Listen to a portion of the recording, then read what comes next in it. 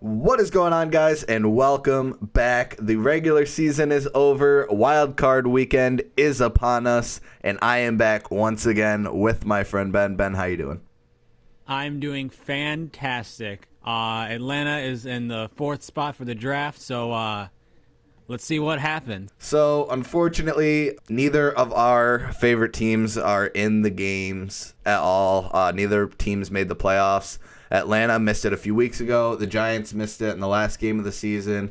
You could say it's because Philly tanked the game. It is what it is. The Giants were 6-10, so they don't really have much to argue about. I want to ask, do you think the Eagles intentionally lost that game? Yeah, 100%. 100% they lost. You really it think on purpose. that? Yes. All right. I wouldn't say the game plan was to lose, but I think at the end it was obvious, but I don't think they walked in thinking they were going to lose or wanting to lose. Anyways, without talking about our teams too much, neither team did make the playoffs, so we don't have any too big of biases going into these playoffs, which is, I think, a good thing. But we start Wild Card Weekend. It starts on Saturday, and it's the Buffalo Bills and the Indianapolis Colts. As a reminder, I'm not updating you on the score. You don't know what the score is. You don't know what we did last week. Unless you go back and watch. But bottom line, we are keeping it suspense until the Super Bowl. We start with the Buffalo Bills hosting the Indianapolis Colts. And right off the bat, I'm going to say that my score for this game is Buffalo 30, Indianapolis 21. The reason I'm picking Buffalo, and I mean, Buffalo's kind of the obvious choice here, but Buffalo is the hottest team coming into this playoffs, and I don't think you can argue that at all. There's no team coming into this playoffs that is hotter than Buffalo right now. That being said, Indianapolis managed to squeak their way into the playoffs. Look, I like what Indianapolis has done this year. I love their run attack, and I think that Indianapolis, given the right quarterback next year, because I don't think Phil Rivers will be there, I think Indianapolis can still be a very good team next year as well. But that offense definitely doesn't match up well with Buffalo, and defensively Buffalo has them beat as well. So I do think because it's playoff football and Phil Rivers has a little bit more experience in this field than Josh Allen, Indianapolis might keep it close. But overall, I think Buffalo is just way too overpowering for Indianapolis, and if they're to lose this game, it's going to have to be a Buffalo choke because talent-wise, there's no reason Indianapolis should win this game. But 30-21 is my score. I do hope it is a good game, but I do pick Buffalo. Yeah, I'm with you. I'm picking Buffalo in this one. I got Buffalo 27-21. Obviously, throughout this series, I was picking on Buffalo early on, but they are a very good team. I'll shout out one of my coworkers who's a Buffalo fan, talking about how they're a good team, and they're a good team. You look at the teams that they lost to; they're not bad teams that they lost to. They lost to Kansas City and Tennessee. They lost to Tennessee and Kansas City in back-to-back weeks, and those are weird ones. They had to play Tennessee on a Tuesday or something like that, and then they played the defending champs, and they kept within Kansas City within I think it was 9 points. So they held their own against Kansas City. So I think that those two losses there don't speak a lot. I mean, and then they also lost against Arizona on a Hail Mary. Shout out to those 5+ points, by the way. But in all seriousness, you look at their losses, they were either close games or an unfortunate circumstance with Tennessee. So this is a legit team. This is a legit contender, and I think they can show that, especially heading into these playoffs. I do think that they are the hottest team entering in the playoffs right now, other than maybe Green Bay on the NFC side. But like I said, I got the Bills 27-21 over Indy. Okay, the 3 versus 6 seed Seattle in the NFC. The Seattle Seahawks going up against the Los Angeles Rams, and honestly, I would really be excited for this game. I think this would be a very fantastic game if Jared Goff was playing. Now, there is a chance he might, but if he does, he's not going to be 100%. There's no way he is. And literally the rest of that offense, there's nobody else on that offense that can pick up the slack of Jared Goff. And look, Jared Goff is by no means the best quarterback in the league or anything like that. And no reason that the LA Rams are as good as they are. A lot of that is on their defense, who can very well slow down Seattle this week. But the loss of Jared Goff, the fact that offense, I don't think is going to be able to produce anything against the Seattle Seahawks defense, is going to be a problem for Los Angeles. I have the Seattle Seahawks winning this one 32-17. 17 to me might be a little generous just because of I really don't know if Jared Goff is going to be playing. If he does, I think they could put up 17, but you could argue on the flip side of the ball, 32 might be a little generous for Seattle too, going up against this LA defense. But look, I definitely believe in Russell Wilson when it comes to playoff time. I think he kicks it to another gear. Seattle's kind of teetered off near the end of the season, and I think that's something to look at. But against this LA Rams team that's coming into the playoffs basically limping, I think Seattle is the safe bet here. So again, 32-17, my score for this one. I will list a lot of reasons why I should pick the Rams, but I'm not. I should pick the Rams. It's my dad's team. I should have some bias there. Yeah, no. Even though I think it was Warford. I don't know his first name. I think his last name is Warford. I don't know. Don't really care. He did pretty well against Arizona last week. Didn't do great. Nothing stellar, but their defense really showed why they're still a playoff team. I do think the Rams are a playoff team, even though they lost to the Jets. Yeah, that's all I got to say to that. I got Seattle winning this one, 24-21. And the reason why I have it within a field goal is because that Rams defense will keep them in the game. But I agree with you. Russell Wilson in the playoffs, him, Patrick Mahomes, Aaron Rodgers, Tom Brady, Drew, like those quarterbacks, those elite quarterbacks in the playoffs, they take themselves to another level in the playoffs, and I think Russell Wilson's going to do that. And even if Jared Goff is playing and even is fully healthy, I still got Seattle because I'm looking at the quarterback matchup, and I think Russell Wilson is not only just far better than Jared Goff, but he's one of the I think he's still like top 5, top 3 still in the league right now. So because of that, I got Seattle. Again, my score is 24-21 over the LA Rams. Okay, the final game for Saturday night, the Tampa Bay Buccaneers going up against the Washington football team. Probably the easiest game to pick out of all of these. Now, look, is there a chance Washington can win this game? Absolutely. I mean, it's the playoffs. Anything can happen. And especially with that Washington defense, that pass rush, we all know Tom Brady's kryptonite is a really good pass rush. Look at both times they played the Giants. Look at literally every time Tom Brady has lost, it's because he's been pressured. So I do think Washington has a shot here to upset Brady and the Buccaneers. I really, not enough to pick it. I think you're crazy to say this is a 100%er.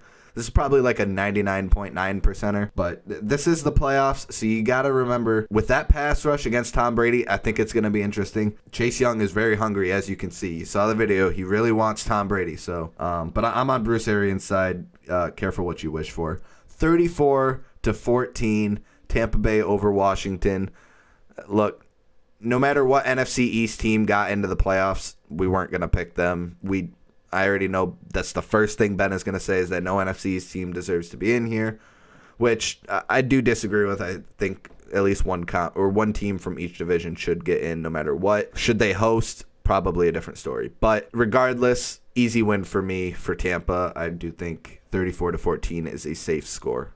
I do think that any NFC East team this year shouldn't have made the playoffs, or at least shouldn't have hosted it. I don't think any team should have from this division. It was just bad. But that's another topic for another day. I have Tampa winning this one 21-17, and the reason it's close is because that Washington defense, and more specifically their front four, their defensive line with I think it's like Montez Sweat, Chase Young. They have like 2 other guys that I'm missing. I think it's like Jonathan Allen. Like they have 4 or like 3 first-round picks on that defensive line. They're fast, they get pressure, and that is something that you don't want to see Tom Brady go against because he doesn't do well. You look at the 2 times he lost in the Super Bowl to the Giants. What do the Giants have? They had a great defense, and more so on that front 7. That defensive line, they got pressure on him.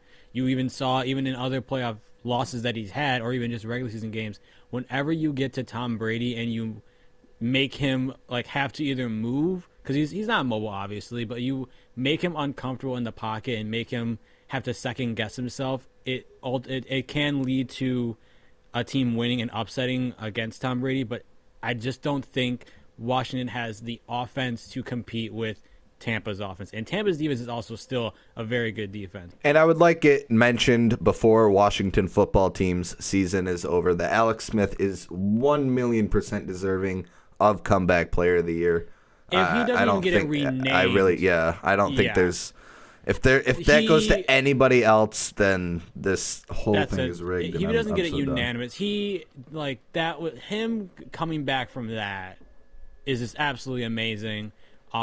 If he was healthy, I might have given them more of a chance, but Alex Smith, like I tip my hat to you, dude. Yeah, a lot of props. You came back from that, and that was scary. Okay, so there are 2 games out of all of these that I actually had a very difficult time picking, and this is one of them. The Baltimore Ravens going up against the Tennessee Titans. Now, there is a lot, and I mean a lot, to look at when you're looking at this game. First of all, these 2 teams played last year in the playoffs.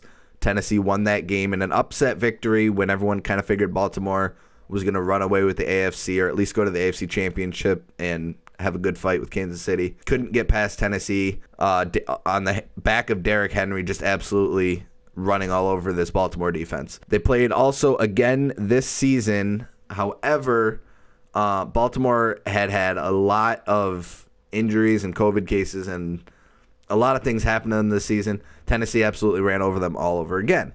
So you would think Tennessee, easy choice here.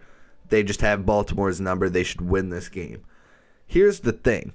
Tennessee right now, and I don't think I'm exaggerating when I'm saying this, Tennessee has the worst defense in the NFL right now. The fact that they are 11-5 and the amount of points that they've given up this season, when you look at the actual stats of the Tennessee Titans defense, it is not good. Tennessee is coming into this playoff right now not looking good. Baltimore, on the other hand, Baltimore midseason did not look like Baltimore last season. Had no idea what was wrong with them. I mean, obviously the injuries and the COVID cases had something to do with it, but Baltimore was not playing well. These last 4 weeks, Baltimore has been playing extremely well, and especially their offense. This is a game that can go into a shootout, and when it's Derrick Henry against the entire Baltimore Ravens offense, I have the edge to the Baltimore Ravens offense. Now, when it comes to defenses, that's an easy one for me. The Ravens have the edge here, so it's hard for me to not pick the Ravens here. I'm going 33-30 Ravens over the Titans. Technically the second upset pick I have, but the Bucks over Washington I don't really count. Yeah, this is where I differ with you. There are teams that when you're playing against certain teams and they have your number, you look back to New England with Indianapolis with Peyton Manning versus Tom Brady. For a long time, the narrative was Tom Brady has Peyton Manning's number, Belichick has Peyton Manning's number. Like it eats at you, and eventually you do either go over that, or you just end up just getting your butt kicked for all eternity. I think right now Tennessee Titans have Baltimore's number, and another reason why is because yes, it's only been 2 games. I understand all of that, and I understand this is only his fourth year. I think this is Lamar's 3rd year technically in the league or whatever. He's young. I understand all of that, but there's a difference between how he is in the regular season and how he's in the postseason. I don't know. I just don't feel confident in Lamar Jackson. Yes, I understand he's only played in 2 postseason games and it's not a large sample size, but you look at those games. The first half he hasn't done well. And yes, in the second half he picks it up, but it's just not enough to bring his team back and make it look more competitive. If he plays like he played in the second half against Tennessee in the playoffs last year and starts off that way, I do see Baltimore winning this one. But for now, because I haven't seen that yet and I'm going based on the eye test, and Derrick Henry is just a man amongst boys running for over 2,000 yards this season, I got Tennessee winning this one 28-24 over Baltimore. But this is going to be a very, very good game.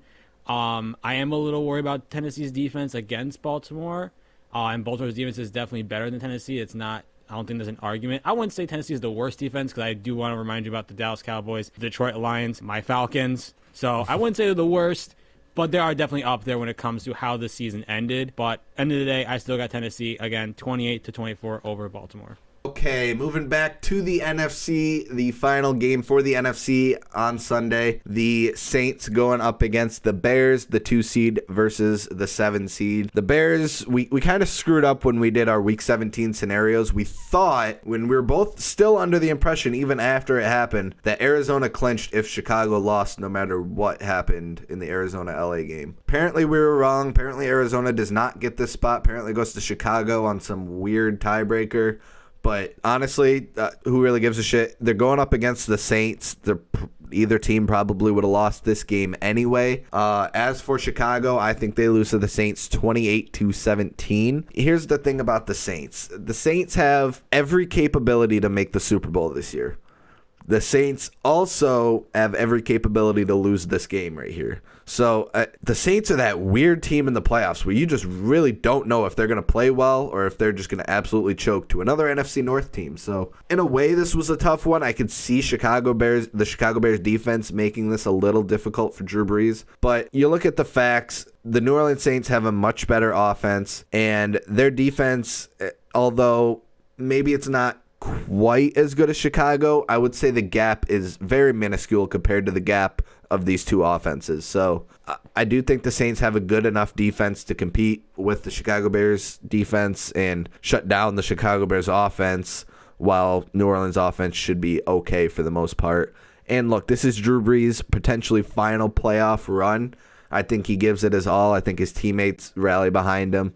I don't see another early exit for the Saints. Look, they're not playing Minnesota, so that's a good thing. But like I said, 28-17 is my score for this one, Saints over Chicago. Yeah, as much as it pains me that two NFC South teams are in, I'm not, bitter or anything, Anyway, I got New Orleans winning this one 28-20 for the same reasons you said. Both these teams have very good defenses. I think Chicago has a better defense than New Orleans, but New Orleans' offense is far better than the Bears' offense. Now, yes, they have looked pretty decent on the Bears' offensive side of the ball the last couple weeks into the season, but they also just walked in limping.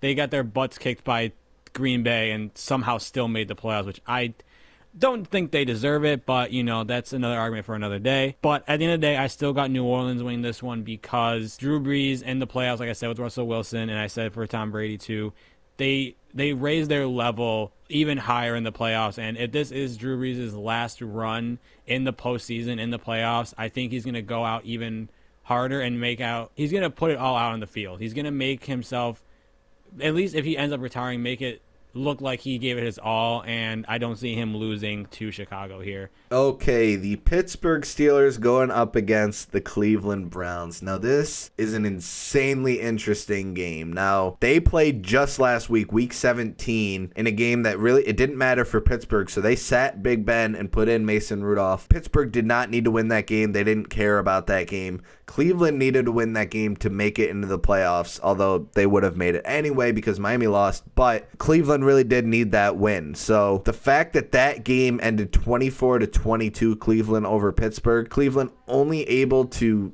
beat Pittsburgh by 2 points with Mason Rudolph. I think Big Ben will be able to get the job done. Now, Big Ben has struggled pretty much all year, and I do think that the difference between him leading the Steelers offense and Mason Rudolph leading the Steelers offense isn't much because it all just kind of comes down to the game plan of the Pittsburgh Steelers, and I think both Rudolph and Big Ben kind of run it the same. But I do think you do have that slight edge with not only the experience level of Ben Roethlisberger, but talent level too. Like, he is still a little bit more talented than Mason Rudolph at this point. But look, Cleveland, A, they lost to the Jets. I don't feel like I can pick a playoff team that lost to the Jets at all this season. B, like I just said, they barely beat the backup Pittsburgh Steelers team. So now they have to play them at full strength in a playoff game at home. I don't see Cleveland winning this game.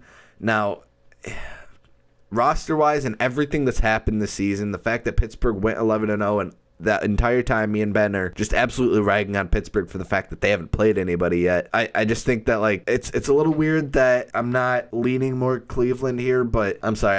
I haven't been the biggest Cleveland supporter at all, and once you lost to the Jets, I kind of lost you there. So probably a differing pick with Ben, and I'll give you a slight little hint at the score. That's a good thing for me. 24-21 Steelers over the Browns on Sunday night, the final game of Wild Card Weekend. That's what I got. Steelers over the Browns.